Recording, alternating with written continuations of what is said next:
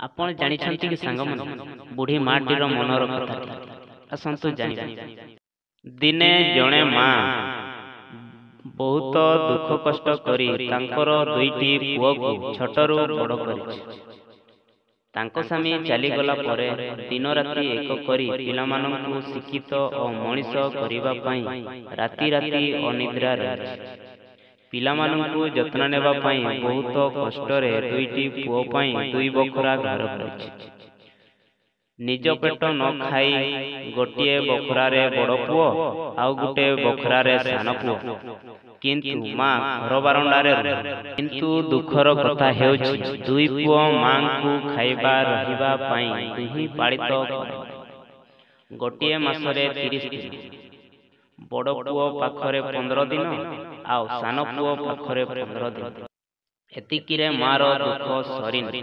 ଯେଉଁ ମାସରେ 31 ମାସ ପଡ଼େ, ସେହି ମାସରେ ବଡ଼ ପୁଅ ନା ସାନ ପୁଅ କେହି ଖାଇବାକୁ ଦିଅନ୍ତି ନାହିଁ। ସେହିଦିନ ମା ନିଜ ଖାଦ୍ୟ ବ୍ୟବସ୍ଥା କରେ ଆଉ ଘର ପାଖରେ ଥିବା ମନ୍ଦିରରେ, କାରଣ ସେହି ମନ୍ଦିରରେ ସବୁ ଦିନ ଗରିବ ଲୋକଙ୍କୁ ଖାଇବାକୁ ଦିଆଯାଏ।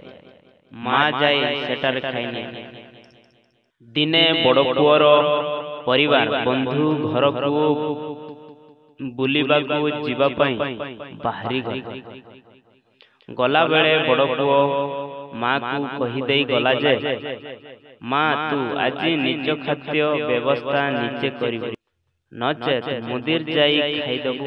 ଆମକୁ ଅପେକ୍ଷା କରିବୁ ନାହିଁ, ଆମେ ବହୁ ଦୂରକୁ ଯାଉଛୁ, ଫେରିବା ବିଳମ୍ବ ହେବ। ଏତିକି କହି ବଡ଼ ପୁଅ ପରିବାର ସମସ୍ତେ ଚାଲିଲେ। ବଡ଼ ପୁଅ ପାଟିରେ ଏହି କଥା ଶୁଣି ମାର ଆଖିର ଲୁହକୁ ଛାତିରେ କହକ ଚାପି ରଖି ମନେ ମନେ ଭାବୁଥାଏ, ଯୋଉ ପୁଅ ମୁଁ ପ୍ରସବ ଯନ୍ତ୍ରଣା ସହି 10 ମାସ ମୋ ଗର୍ଭରେ ଜନ୍ମ ଦେଇଥିଲି, ନିଜେ ନ ଖାଇ ଯାହା ପାଇଁ ମୁଁ ଖାଦ୍ୟ ସଞ୍ଚୟ କରି ରଖିଥିଲି, ପୁଅ ମୋର ଖାଇବ, କିନ୍ତୁ ଏମାନେ ଦୁଇ ଓଳିଆ ଦୁଇ ମୁଠାଏ ମୋତେ ଖାଇବାକୁ ଦେଇପାରୁନାହାନ୍ତି।